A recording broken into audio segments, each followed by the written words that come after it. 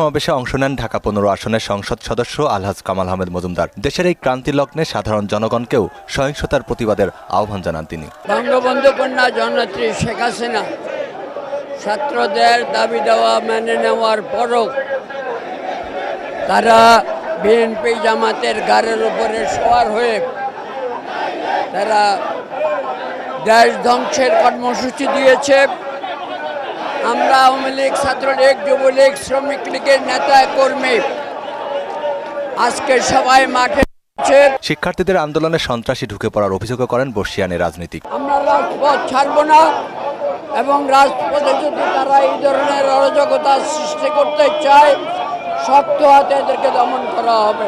এ সমাবেশ চলাকালেই বিক্ষোভকারীরা চতুর্দিক থেকে আওয়ামী লীগের নেতাকর্মীদের দিকে ইট পাটকেল ছুড়তে থাকলে পাল্টা ধাওয়া দেয় নেতাকর্মীরাও। তাদের নিবৃত্ত করতে পুলিশ টিয়ার সেল ও সাউন্ড গ্রেনেড ছুড়ে পরিস্থিতি নিয়ন্ত্রণে আনে। এ সময় ঘটে হতাহতের ঘটনাও।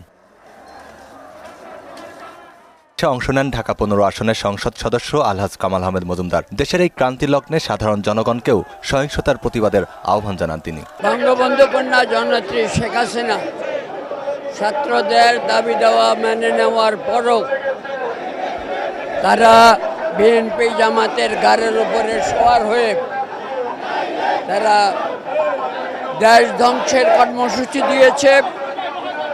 আমরা আওয়ামী লীগ, ছাত্রলীগ, যুবলীগ, শ্রমিক লীগের নেতা কর্মী আজকে সবাই মাঠে। শিক্ষার্থীদের আন্দোলনে সন্ত্রাসী ঢুকে পড়ার অভিযোগ করেন বর্ষিয়ানী রাজনীতিক। আমরা রাজপথ ছাড়ব না এবং রাজপথে যদি তারা এই ধরনের অরাজকতা সৃষ্টি করতে চায় শক্ত হাতে এদেরকে দমন করা হবে। এ সমাবেশ চলাকালেই বিক্ষোভকারীরা চতুর্দিক থেকে আওয়ামী লীগের নেতাকর্মীদের দিকে ইট পাটকেল ছুড়তে থাকলে পাল্টা ধাওয়া দেয় নেতাকর্মীরাও। তাদের নিবৃত্ত করতে পুলিশ টিয়ার সেল ও সাউন্ড গ্রেনেড ছুড়ে পরিস্থিতি নিয়ন্ত্রণে আনে। এ সময় ঘটে হতাহতের ঘটনাও। মনিরুল ইসলাম, মোহনা সংবাদ, ঢাকা।